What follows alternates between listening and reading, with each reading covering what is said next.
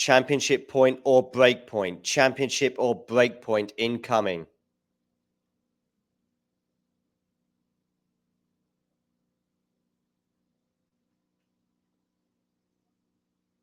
Sinner serving here, 30 all.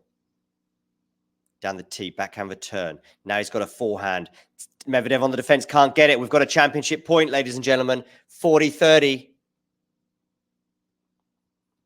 40-30, ladies and gentlemen. Championship point.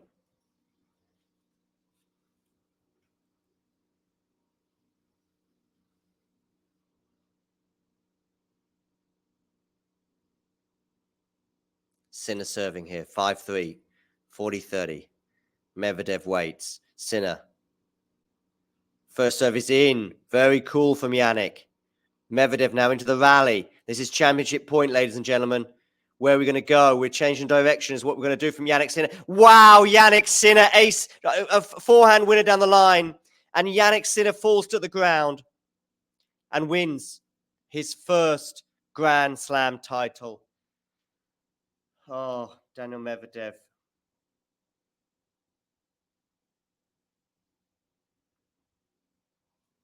Daniil Medvedev, from 2 sets to love up, congratulates Jannik Sinner. The head-to-head now, of course, is 6-4, but that's not the stat that matters most. Jannik Sinner wins his first Grand Slam title here in Melbourne in Australia. Fair play, says Eleanor. How are you feeling about that 3-4 Grand Slam prediction now? Gucci Sinner says Peaches, he delivered or it delivered. I'm not sure whether Terry's referring to Jannik or the match. 3 hours 44. Not super long for a 5-setter. It was one bridge too far for Daniil in the end. Jannik goes to his team, jumps into their box and gives them all a hug.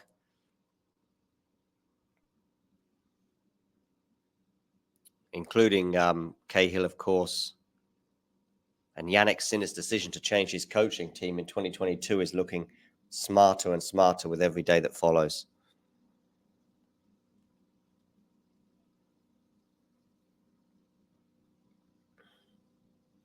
Yeah, I know, Mehdi, indeed.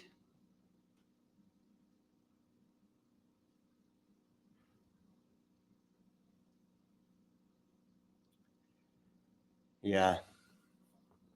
Sean says he's so happy. I have mixed emotions. I mean, I'm very happy for Jannik. I like both players. They seem to be nice guys. And congratulations there. Something's been forgotten. What did you forget? Oh, a new pair of shoes. A pair of shoes to relax into, I think. Yeah, so there we go.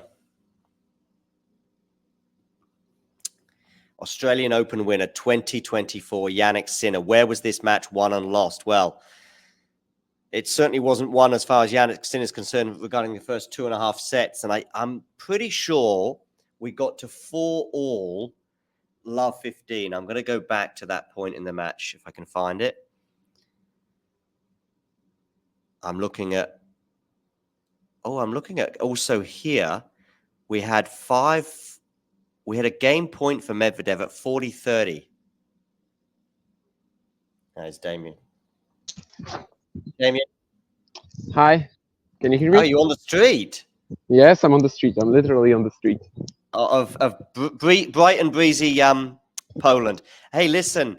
Still in Poland, yes. What have we in Poland? Yeah. What have we just seen there today? Honestly, I think it's a match that definitely had like 2 parts, and they are very easy to understand, to comprehend. Like, yeah, just find the differences, right? I mean, Medvedev compared to that Zverev semi was just like already right away. He was like, just I'm gonna have to go for it if the body is gonna hold up. And obviously, he did come out with like a very different approach than usual. Actually, I'm very excited to see like in the future whether he can tap into this a little bit more in general, whether he can find this, more aggressive attitude in some other matches, not necessarily when he has to go for it, but also when it's just like an option. And he obviously started returning the serve much closer to the baseline, which is also really good. And like, let's see in the future if, for example, the Alcaraz matchup gets better, because he now seemingly has the ability to adapt that, and won't like the Wimbledon semi, was it, against Alcaraz, when he was trying that and Yeah. basically couldn't get a racket on any first serves. But all in all, of course, that sort of went away. Maybe the mindset as well, but mostly the legs and also the pop on serve, which was like so important, because when he went 2 sets to love up, we were like, so okay, Sinner basically has no margin for error, and if Medvedev can just keep up the serve pressure, then that might be like just an opportunity for him, even without the legs, to keep going, and maybe something is gonna pop up. Obviously, that serve pressure didn't really remain for the entire match, I guess. Although he did have like a break point, right? That's 3-3 all maybe in the fourth. I think So so. I guess Yeah. that was probably like the biggest moment, the only moment when he was close to winning it. But I think what over time, like the most important aspect just became something that Sinner has been so good at the entire fortnight, which is just really not overheating, playing within himself, just like in the Djokovic matchup, when he's not going for broke, he's not going for the lines, he's just playing pretty safe, solid, heavy shots, while of course still being aggressive. And after that, Medvedev didn't really have anything to do there, like with how tired he was. And obviously, there was still that one moment, maybe at the beginning of the fifth, in the first game, when you feel that there might be an opportunity to break for Medvedev, but of course, it never got to a break point. Then there was that 39 shot rally, which I think Yeah. definitely like at that point when Medvedev lost it, it was very hard to see a way to a path to victory for him.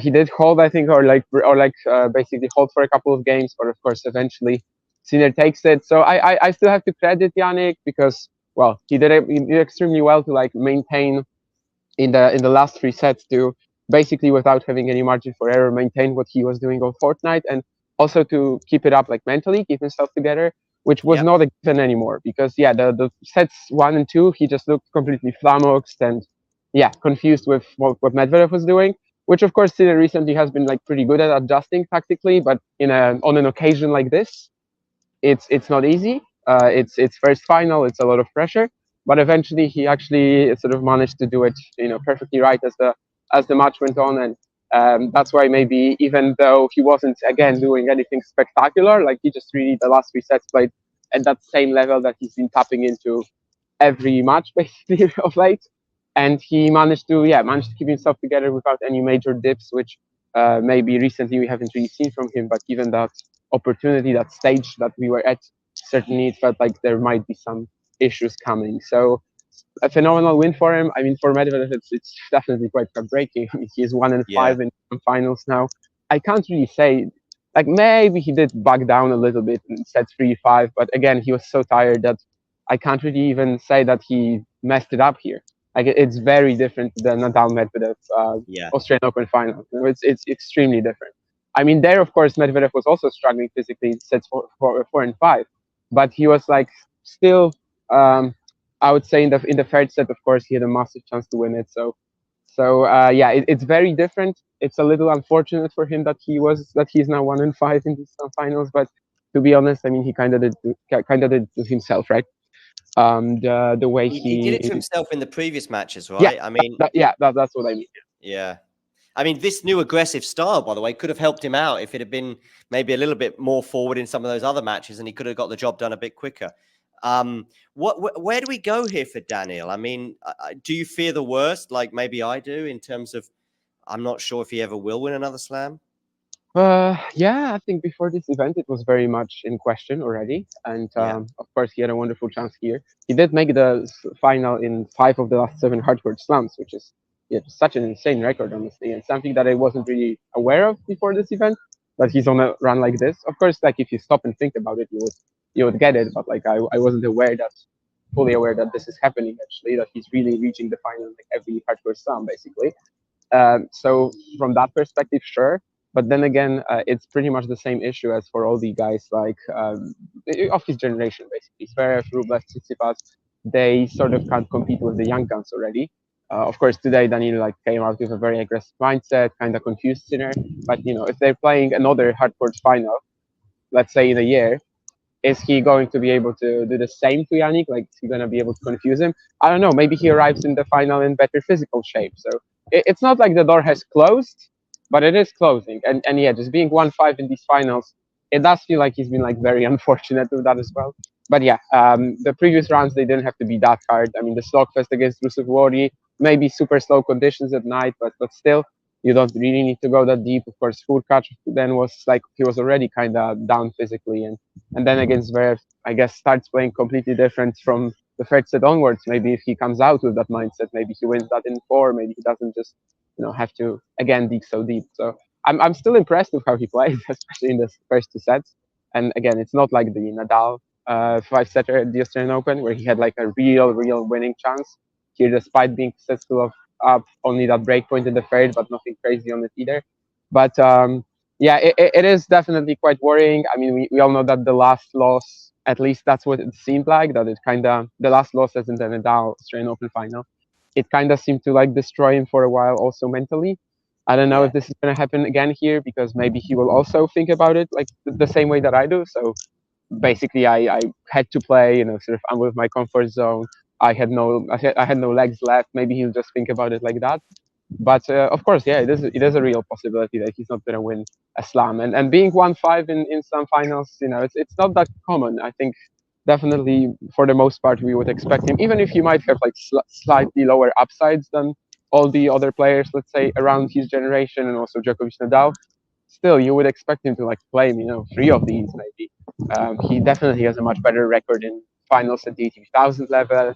So yeah, it is worrisome. If you're gonna ask me if he's gonna win one, I don't know. But before this event, I wasn't really but banking on it. That he was gonna win. I guess it's super impressive to get to 5 finals out of 7, but yeah, it's gonna be tough. One more before you go. What has Jannik done to turn this rivalry around, where he was obviously losing the first 6 matches, culminating in the Miami final, which I think you commentated on that one. I could be wrong. With Mario, yeah. Yeah, and then from there, we've had the last 4 in a row going the way of Jannik, and it did feel like this one was going to go his way at the beginning of the match. I must say. So what's Jannik done to turn that rivalry around? I think most importantly, like in Beijing, he obviously introduced a lot of variety in terms of the drops of the net play, but probably the biggest thing is the serve improvement, because like the major uncomfortable aspect, I guess, for him in this matchup was the flat hitting of Medvedev, which even today in the first couple of sets was really dangerous. Maybe later on, also the slower conditions at night, played its part in like Sinner getting more comfortable with it. But in general, like he just struggled to get any 3 points, of course, against the defense. And then you get a wonderful serve. I mean, you really turn it into a major weapon, and that's always going to help you. And when he also beat him in Beijing, it like allowed him mentally to get over that hurdle a little bit. So like when he played him again in Vienna or the ATP finals, he was like not the ATP finals, but no, ATP finals was the third match. Yeah, ATP finals, of course, yeah. The semi-final. Yeah, so when he played him again in Vienna and the ATP finals, it suddenly turned out that he doesn't actually need to like rush the net and do stuff. He can actually now beat Medvedev at his own game in a way. Of course, the serve again being such a major factor. But this match, I would say, is in a little bit of a different category. Like Beijing for me is the one he wins like with variety, with all the added aspects. Beijing and ATP finals, he sort of beats Medvedev at his own game. Today, I guess in the last 3 sets, he just had to stay, keep it together mentally. And really, I think the main sort of asset of Sinner this event has just been the fact that, he's not really painting the lines. He's not peeking out of his mind. He knows what's going to be enough. And he just starts sort of outplaying Medvedev in all the longer exchanges, which of course was a little easier given that he had no legs. But yeah, I don't think this much really compares to the previous ones. And but it's still a big mental win for Sinner to sort of come out and get blitzed in the first 2 sets. I mean, easily could have been 6-3, 6-1 even. Yeah. And then, despite that, not crumble later. Because it's not like Medvedev wasn't applying any pressure. He was just, I guess, applying slightly less pressure than in the first 2 sets. Yeah, right. And I guess I see a tweet from Vanch on the screen, which basically says that right now. So. Yeah.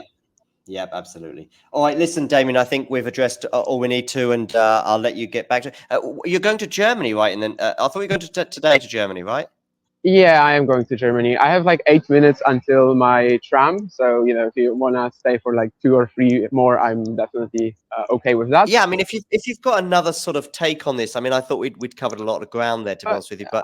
yeah, But if I you've don't know got if I do. another point about the match, I mean, listen, my very basic point is that the way I saw it, commentating on it, Daniil was not redlining. That's too strong a word, but he was playing out of his mind in the first couple of sets. And Jannik was possibly a bit tentative, first Grand Slam final and all that. But really, just there wasn't really a lot, I don't think, that Jannik could have done to some extent in those first two sets. But then, even in the third set, I started thinking, listen, to be honest with you, I mean, we hadn't even got to, if this was a best of three, then okay. But even in the third set, already we were seeing, the return game from Daniil wasn't really having much of an effect. I think in those final three sets, he did have just one break point that you touched on. I could be wrong on that, but I think it was just one.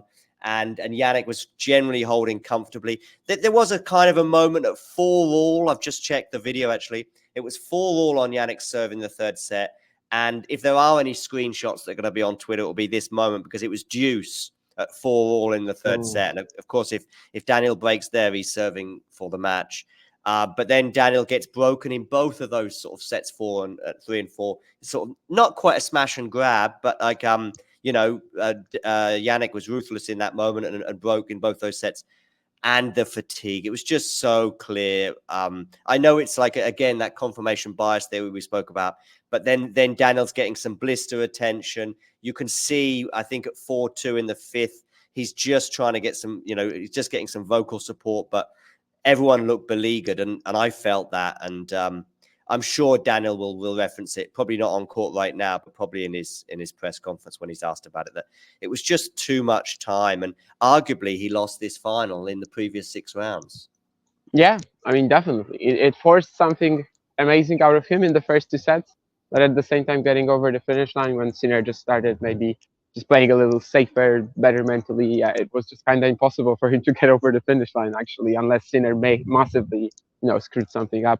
And yeah, even when Daniel started attacking in like sets 4 and 5, it was all like very unprepared. Of course, he was like on his last legs, and basically at that point, he was just feeding Sinner, some easy passes or yeah, errors.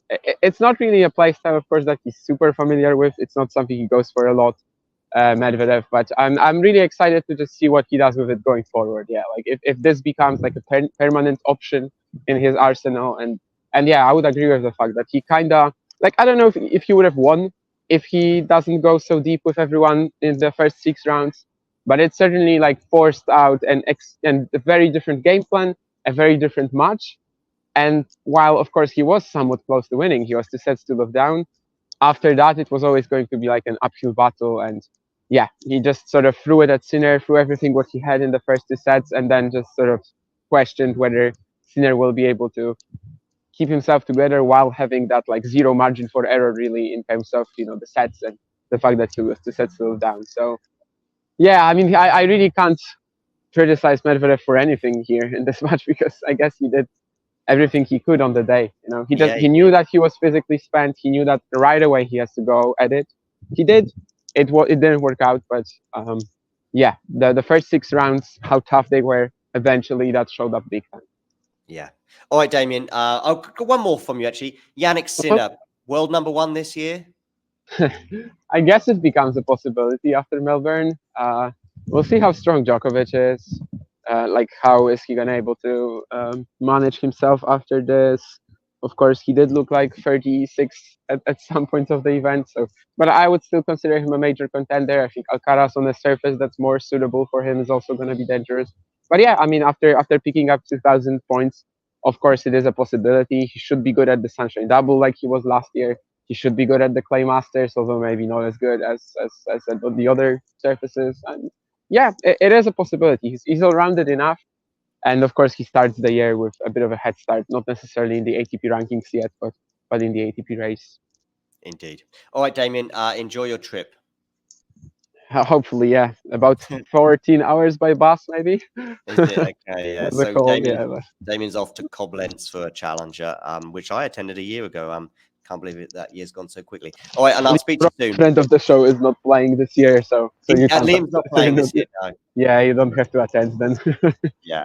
All right, Damien. Thanks very much. See ya. Bye. So I'm just going to tune in to Daniil Medvedev's speech. Let's have a quick listen. Let's have a listen to this. Excuse me. Hello, everyone. First of all, I want to congratulate Jannik because today, you showed again why you deserve it. You fought till the end. You managed to raise your level. You and your team are doing an amazing job. You winning a lot of tournaments, doing a lot of finals, so winning a lot of matches. And probably that's not your last Grand Slam, but I hope I can try to get the next one if we play in the final, because it's been 3 finals in a row. So I'll try my best to do better next time. But really, big congrats, and you deserve it. Yeah, nice. Obviously, kind words there from Daniil, as you would expect. For yeah. Especially for sure, Danke an sein Team. Here supporting me every day and every night. Because there was a lot of nights, just thanking his team, of course. And everyone else who supported me from this corner. I heard you every match. So thanks. Also, I don't know, maybe they turned off the TV, but Dasha, Alisa, if you're watching, his wife and his kid. Couldn't make it, sorry. Try to make it work next time for you. Für euch and probiere ich just es nächstes Mal everyone, nochmal. because I got a lot of support from my friends, from fans all over the world, from you guys. Viel So Unterstützung Yeah. von euch. The support he's been getting. Von mir honestly, weltweit. amazing 2 weeks. It always Tolle 2 Wochen. hurts to lose in the final, but probably being in the final is better than Tut weh. losing before. So Probably being in the final is better than losing before.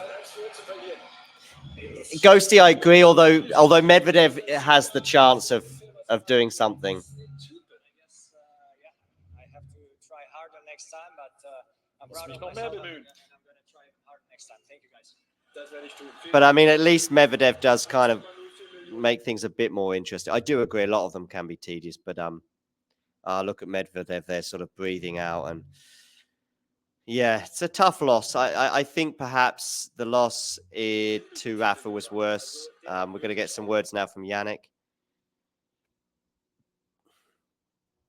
Let's see what the Italian's got to say after winning his first Grand Slam title.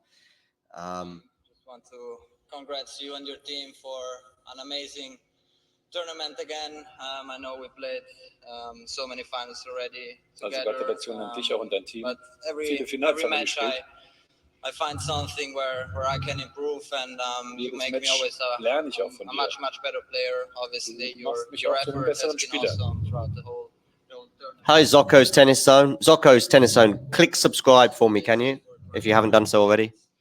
It's remarkable to see, so I hope you can also lift this trophy here, but I'm sure that you can. So I wish you all the best for the rest of the season. Yeah, I was saying that he says that he thinks Daniil. I mean, they are kind of predictable. You're right, Ghosty. Für mich, da kann ich lernen. I want to thank all the sponsors, Danke an die Kids, Sponsoren jetzt. Empire, Thanking the sponsors and chair umpire and all that. so good. Alle, die It's, das möglich the machen. Happy Slam. Happy Slam. Ja, It's, Happy Slam, it's a yeah, very, as they nice call it. place to be in Europe. There's snow and toller Platz. Right now, of course, we've got snow in Europe, he says. It's minus 20 degrees in the morning. Where my parents are, it's minus 20 in the morning. 20 am In the Morgen. sun here, so den it's Bergen. obviously Dolomiten. a huge tournament for me, but Großes Turnier I für want to mich. thank everyone for making this slam so special. Danke für alle, dass ihr das So yeah, special slam indeed. Okay, wonderful. Please, if you are just tuning in, do hit the like button. Hopefully we're north of 30 likes already. Do make sure you hit subscribe as well if you haven't done so already. Yeah, so Jannik Sinner winning his first Grand Slam, and possibly the first of many. I'm sure that could well be what many of you are thinking. It's been an epic day, an epic tournament, sleepless nights, sleepless days as well.